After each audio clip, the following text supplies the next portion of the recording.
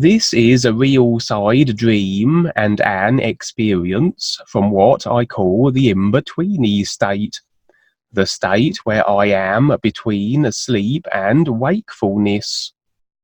It can also be maintained and is an interesting practice to do so, for to remain in the in-betweeny state, one must put all thought processes and emotion aside, and effectively we can see then it is in fact maintaining a state of awareness, of being isness, so a good practice to maintain, to see and be, and objectively regard phenomena that manifests, to see what we can recognize of the is also.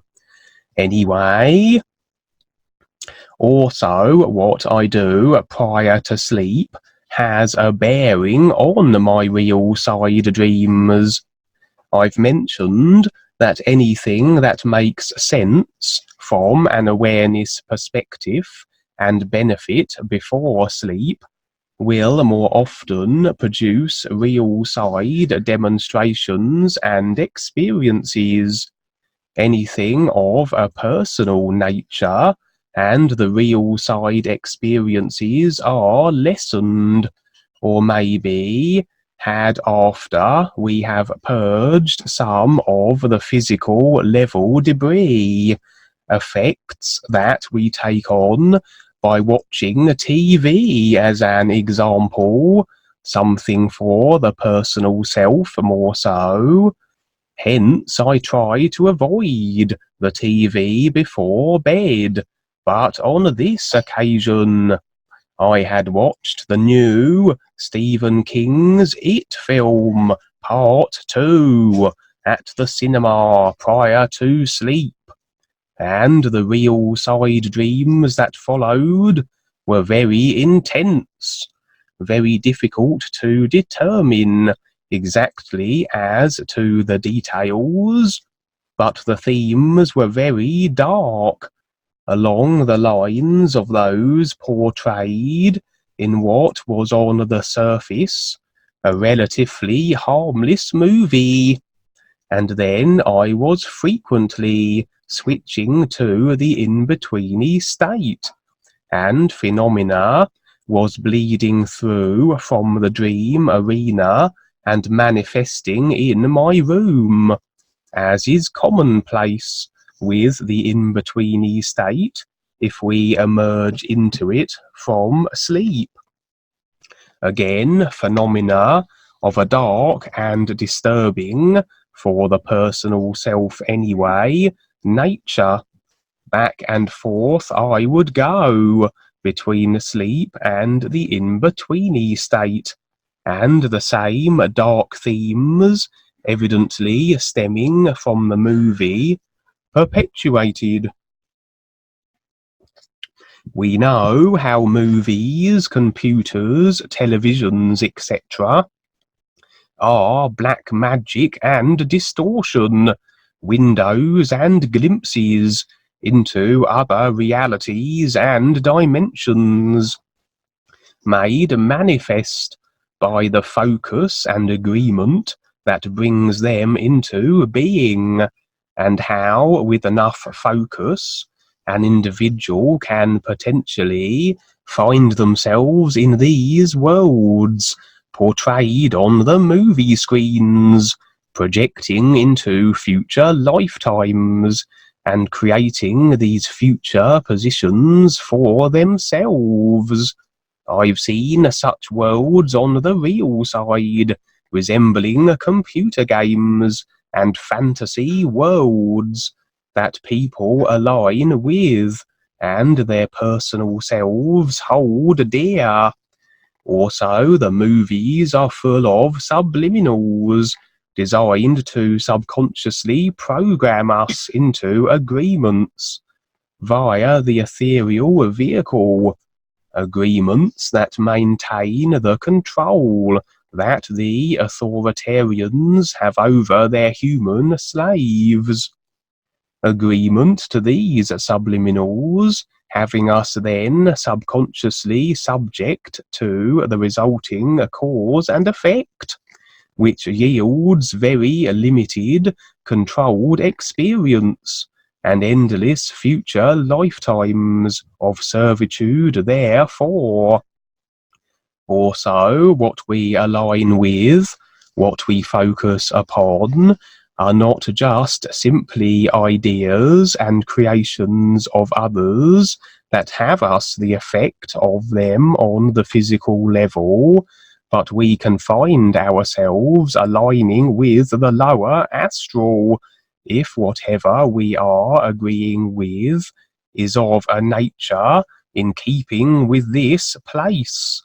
The heavy metal music as an example, how it has those listening to it aligning with demonic entities from the lower astral, and the projecting cause and effect resultingly that may have them transitioning from the physical when they do, and finding themselves in these lower areas of the astral as their next position.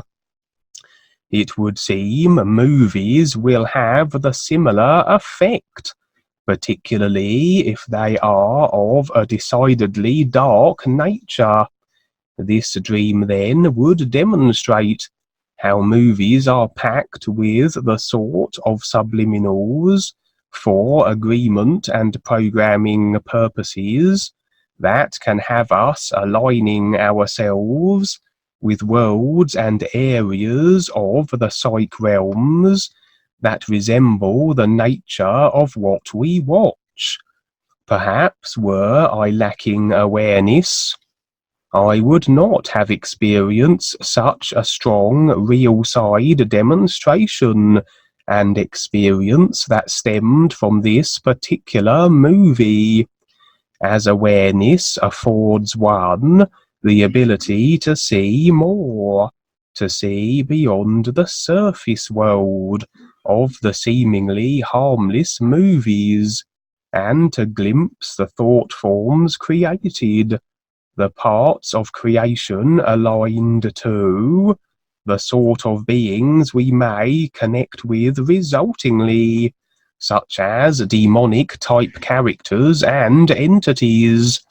But of course, if we are aware and stand real in the new nowness of the ears, if we decide this for ourselves, we are effectively beyond cause and effect creation, and so such an experience as this will be just that, an experience. We can objectively view it, not be the effects of it. Unless we choose to be, then we are the conscious effect, and it is just another experience.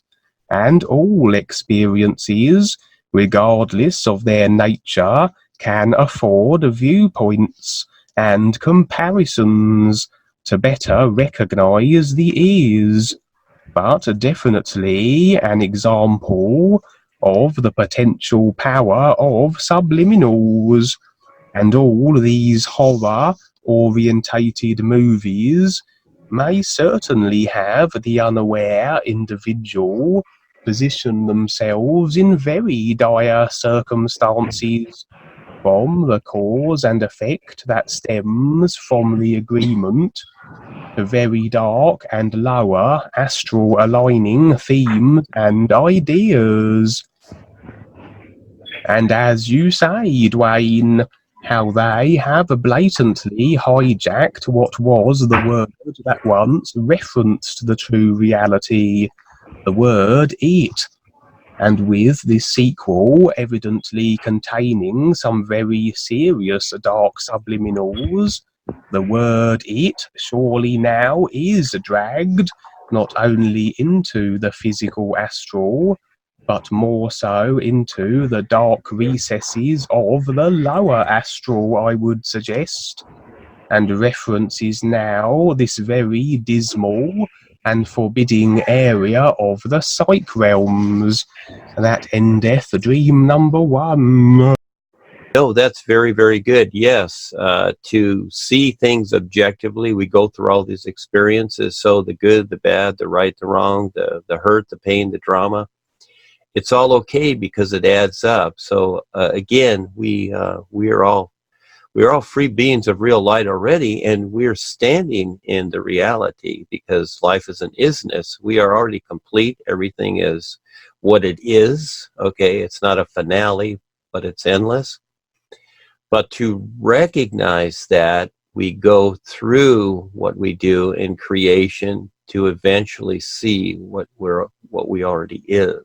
This is so cool about it. So what we're going through, but you need the reference material. We'll say knowledge, but you need the reference material and some guidance. Just like our parents, guided us along. This is an example until we get to a real position, especially in the world today. But you and the kids, just totally excellent what you're doing and how you're defining this, and having the world, allowing the world to see this also. Everybody really needs help because, again, we're all free beings of real light. Everybody is. It's just that the distortion is covered so much. So this is our adventure too, as we become more aware and earn our way.